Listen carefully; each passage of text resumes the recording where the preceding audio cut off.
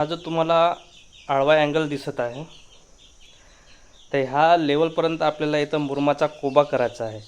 मुरुमाचा कोबा करायचा आहे आणि मुरुमाचा कोबा केल्यानंतर त्यावरती मास काँक्रीट करायचं आहे. पण आता शेतामध्ये मालपाणी असल्याच्याने मुरुमाचा टिप्पर जो आहे तो येणं शक्य नाही आहे. म्हणून आपण तात्पुरतं जे आहे ह्या अँगलच्या खाली जी जागा सुटलेली आहे तिथे जाळी लावून घेत आहोत आणि 2 पार्टिशन करत आहोत.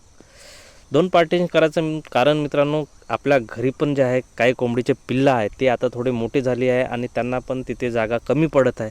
म्हणून आपण त्यांना घरून जे आणून येथे फार्मवरती जे आहे आपल्या शेडवरती शिफ्ट करत आहे.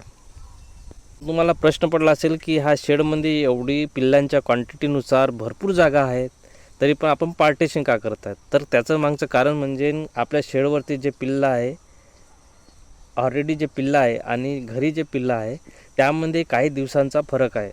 तर आपण ते लहान पिल्लं ह्या मोठ्या पिल्लांमध्ये जर मिक्स केले तर मोठे पिल्लं जे आहेत त्या लहान पिल्लांना सारखे टोचत राहतात. म्हणून जे आहे आपण मित्रांनो पार्टिशन दिलेलं आहे आणि एका साईडनं लहान पिल्लं आणि एका साईडने जे आहे मोठे पिल्लं ठेवलेली आहे.